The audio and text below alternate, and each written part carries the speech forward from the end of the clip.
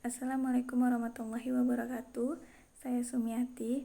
Di sini saya akan membuat dua video reaction terkait materi sejarah komputer dari generasi ke generasi dan perkembangan komputer komponen hardware. Nah, untuk video pertama kita akan lihat dari video Eva Saparida Mulyani, yaitu mengenai sejarah komputer dari generasi ke generasi. Mari kita mulai.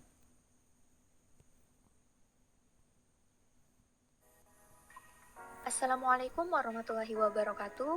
Nama saya Eva Saparida Mulyani, salah satu mahasiswi di Universitas Islam Negeri Sultan Syarif Kasim Riau, jurusan Pendidikan Matematika Fakultas Tarbiyah dan Keguruan. Baiklah, di sini saya akan membahas dan berbagi mengenai sejarah komputer dari generasi ke generasi. Nah, sebelumnya kita akan ketahui terlebih dahulu apa sebenarnya sejarah dari komputer itu sendiri. Sejak zaman kuno, manusia telah menggunakan bilangan.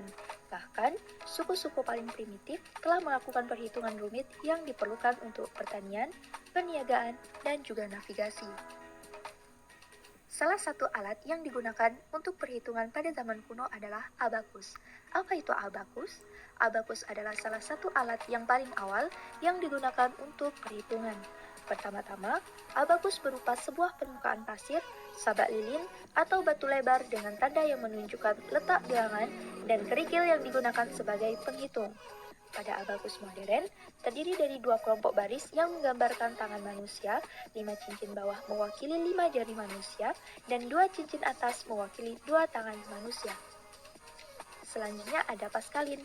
Di Perancis, pada tahun 1642, Blaise Pascal menemukan mesin menjumlah mekanis yang pertama, digunakan untuk membantu ayahnya dalam perhitungan pajak, dan penemuan Pascal yang disebut dengan Pascalin seperti gambar di sebelah kiri, dikenal sebagai mesin menjumlah dan mengurangi pertama. Selanjutnya Jacquard. Pada tahun 1801, Joseph Marie Jacquard dari Perancis mengembangkan mesin tenun yang pola tenunnya disimpan menggunakan kartu dari kayu yang berlubang, seperti pada gambar sebelah kiri bagian atas. Penemuannya ini mendapatkan perlawanan dari para buruh dan mendorong terbentuknya persatuan dan aksi buruh yang pertama di dunia yang merusak mesin tenun ciptaannya. Namun, pada tahun 1812 telah muncul ribuan mesin tenun ciptaan dari Jacquard yang sampai saat ini masih digunakan di industri tekstil untuk membuat pola brokat. Kemudian Babbage.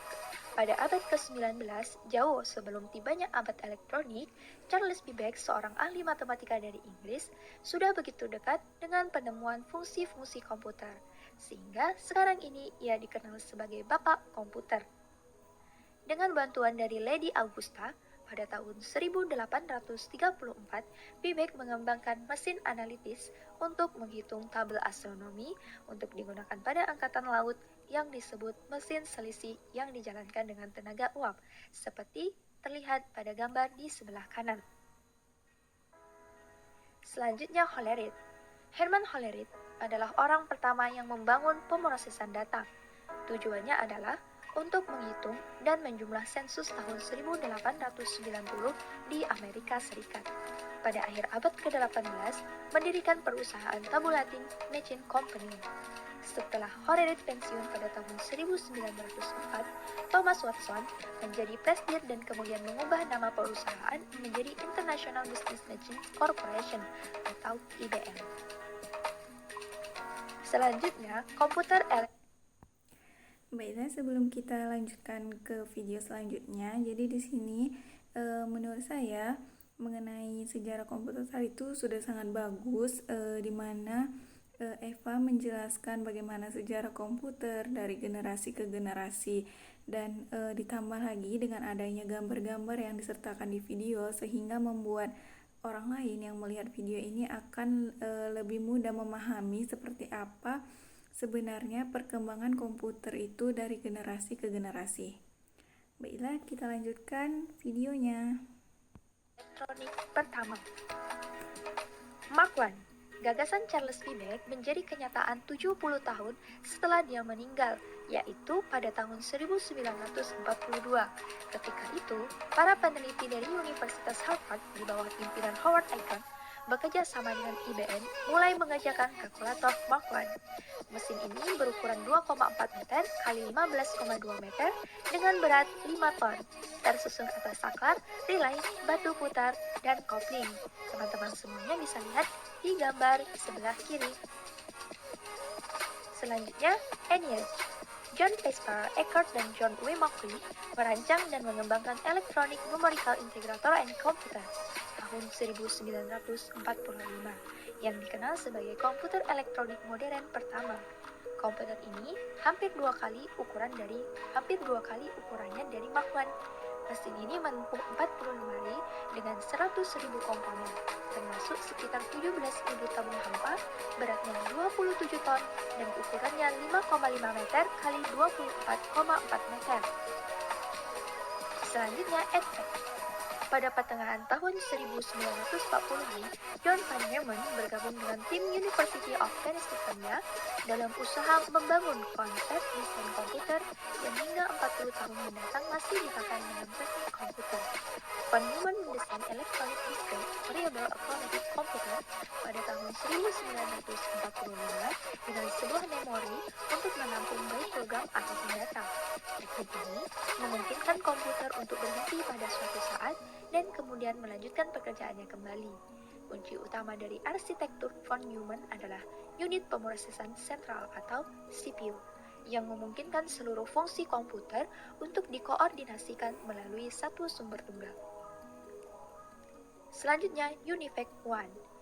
UNIVAC I, Universal Automatic Computer 1 yang dibuat oleh Remington Rand, menjadi komputer komersial pertama yang memanfaatkan model arsitektur von Neumann tersebut. Baik Badan Sensus Amerika Serikat dan General Electric memiliki UNIVAC. Salah satu hasil mengesankan yang dicapai oleh UNIVAC adalah keberhasilannya dalam memprediksi kemenangan Dwight D. Eisenhower dalam pemilihan presiden tahun 1952. Selanjutnya adalah generasi-generasi dari komputer. Nah, sebelum kita lanjutkan untuk pemutaran video selanjutnya, pada komputer elektronik pertama menurut saya itu sudah bagus karena penjelasan dari Eva juga bagus dan disertai dengan gambar-gambar yang menunjukkan bagaimana sebenarnya alat-alat itu sehingga membuat kita akan semakin lebih paham. Mari kita lanjutkan videonya. Komputer generasi pertama dari tahun 1946 sampai dengan 1959 dikarakteristik dengan fakta bahwa instruksi operasi dibuat secara spesifik untuk suatu tugas tertentu. Setiap komputer memiliki program kode biner yang berbeda yang disebut dengan bahasa mesin. Hal ini menyebabkan komputer sulit untuk diprogram dan membatasi kecepatannya. Adapun ciri komputer generasi pertama, sirkuitnya menggunakan vacuum tube.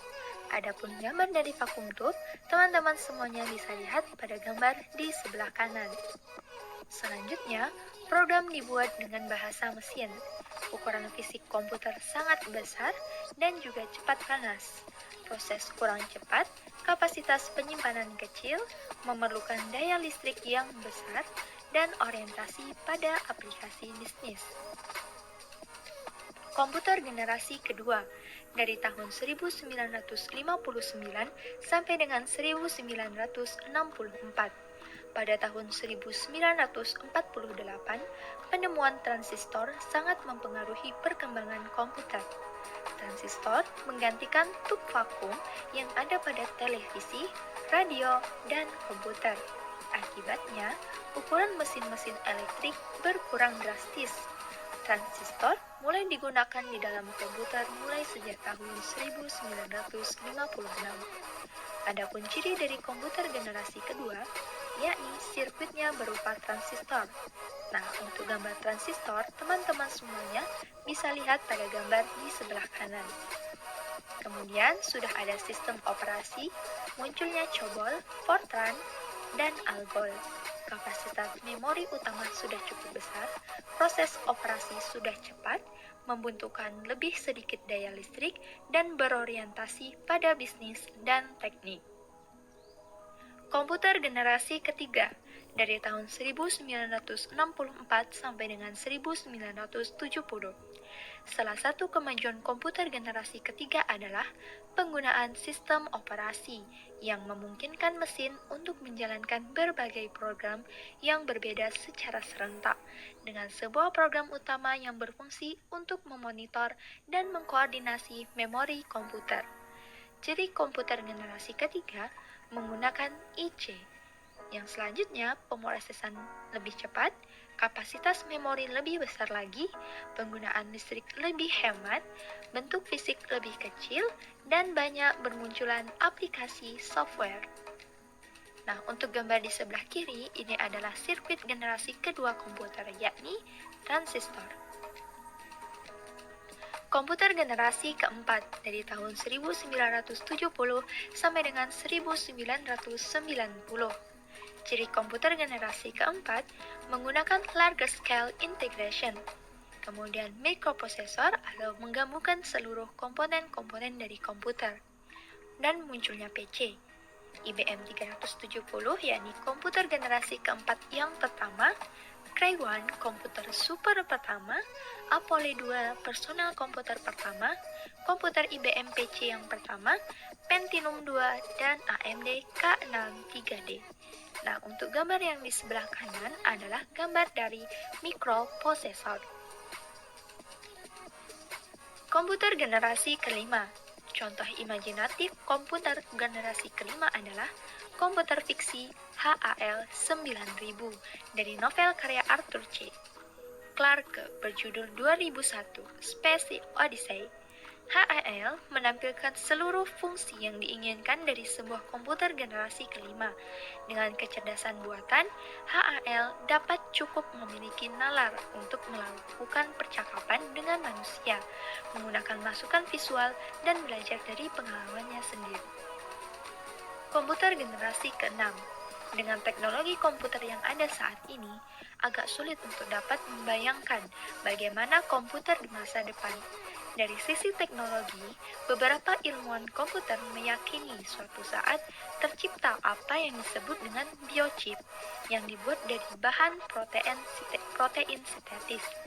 Robot yang dibuat dengan bahan ini kelak akan menjadi manusia tiruan. Sedangkan teknologi yang sedang dalam tahap penelitian sekarang ini yaitu mikrooptik serta input-output audio yang mungkin digunakan oleh komputer yang akan datang.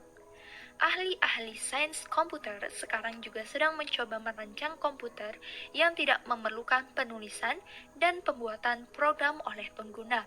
Komputer tanpa program mungkin membentuk ciri utama generasi komputer yang akan datang. Sekian, terima kasih dari saya. Wassalamualaikum warahmatullahi wabarakatuh. Waalaikumsalam warahmatullahi wabarakatuh. Nah, untuk generasi komputer menurut saya itu penjelasannya sudah sangat bagus, di mana Eva sudah menjelaskan bagaimana komputer itu dari generasi pertama sampai dengan generasi ke-6 dan bagaimana tahunnya. Jadi kita itu bisa mengetahui dan menambah pengetahuan juga bagaimana sih generasi komputer itu dan sejarah komputer itu dari generasi ke generasi.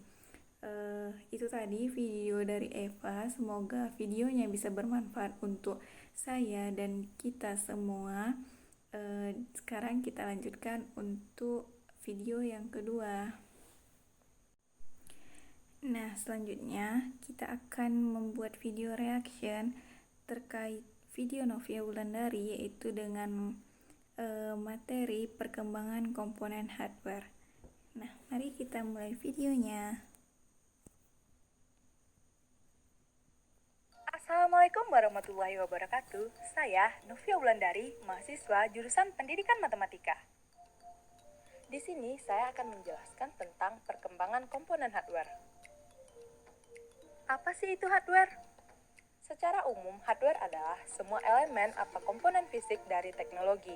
Ini berlaku juga pada semua komponen fisik dari sistem komputer seperti CPU, hard drive, keyboard, dan sebagainya. Perkembangan hardware komputer semakin cepat dari yang sederhana sampai ke hardware yang paling kompleks. Namun, dilihat dari sejarahnya, perkembangan komputer diawali oleh kebutuhan manusia untuk melakukan pemrosesan data secara lebih mudah. Walaupun prinsip itu tetap berlaku, namun akhir-akhir ini kelihatannya perkembangan hardware komputerlah yang mampu menciptakan kebutuhan-kebutuhan dan peluang baru. Sebagai contoh, ketika ditemukan komponen-komponen hardware yang lebih kecil dan iPod muncul, maka tercipta kebutuhan baru di dunia musik. Hal ini juga mampu merubah kondisi industri musik itu sendiri.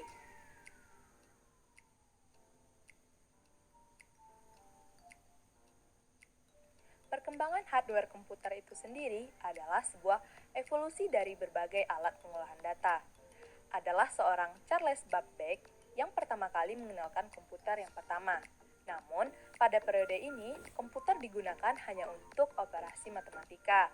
Baru setelah tahun 1940, komputer digunakan untuk pengolahan data yang lebih luas.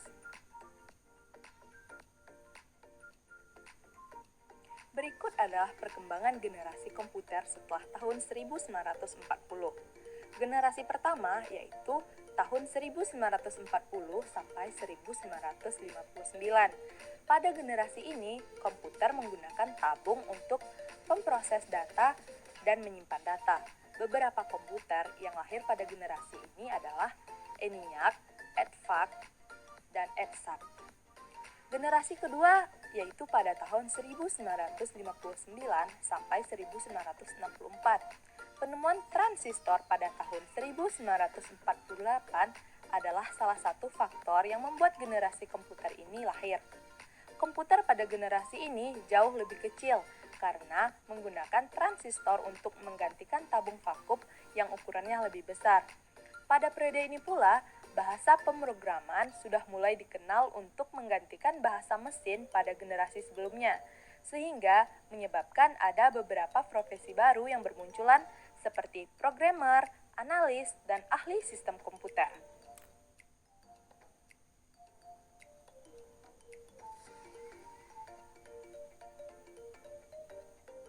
Generasi ketiga, yaitu pada tahun 1964 sampai awal 1080-an. Generasi ini dipengaruhi oleh penemuan IC dan chips untuk mengatasi kekurangan transistor yang cepat panas. Komputer generasi ini pun membuat komputer menjadi lebih kecil karena komponen yang banyak dapat dipadatkan dalam satu chip. Generasi ini pula ditemukan sistem operasi. Generasi keempat, yaitu pada tahun awal 1080-an. Generasi ini adalah pengembangan dari mikroprosesor untuk membuat komputer lebih bisa melakukan tugas-tugas yang lebih kompleks. Personal komputer dikenal pada generasi ini. Dan yang terakhir, generasi kelima. Generasi ini memungkinkan komputer masa depan untuk lebih dapat berinteraksi dengan manusia. Secara garis besar, hardware pada PC itu dibagi menjadi 5 bagian utama, yaitu memori.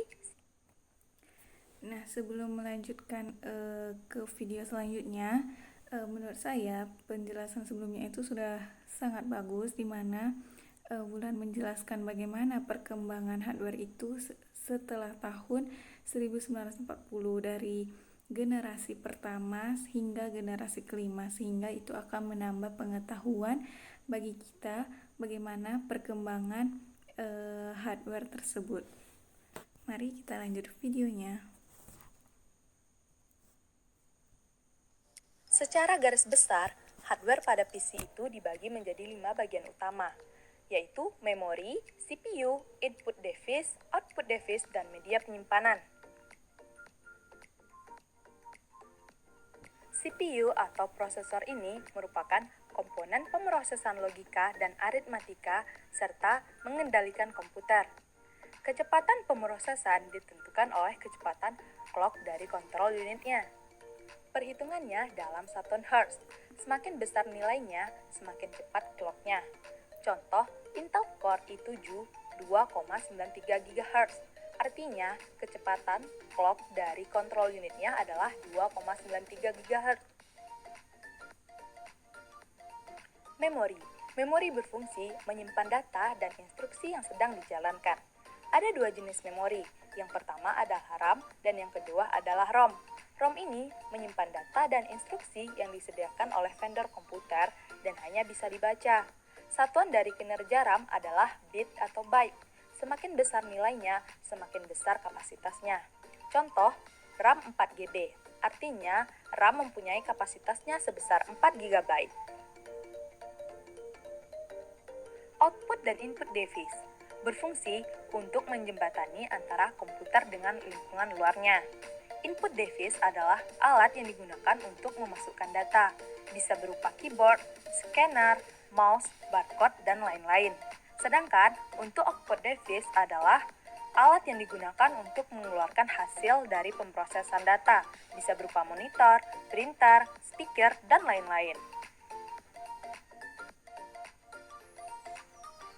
Dan yang terakhir adalah media penyimpanan. Media ini berfungsi untuk menyimpan data secara permanen yang nantinya bisa dibaca kembali. Bisa berupa hard disk, flash disk, CD, DVD, dan yang sudah mulai ditinggalkan adalah disket. Satuan kapasitasnya adalah bit atau byte. Semakin besar nilainya, semakin besar kapasitasnya. Contoh, hard disk 160 GB. Artinya, kapasitas penyimpanan hard disk tersebut adalah 160 GB. Baiklah, itu tadi penjelasan dari saya. Wassalamualaikum warahmatullahi wabarakatuh. Waalaikumsalam warahmatullahi wabarakatuh. Terima kasih kepada Ulan.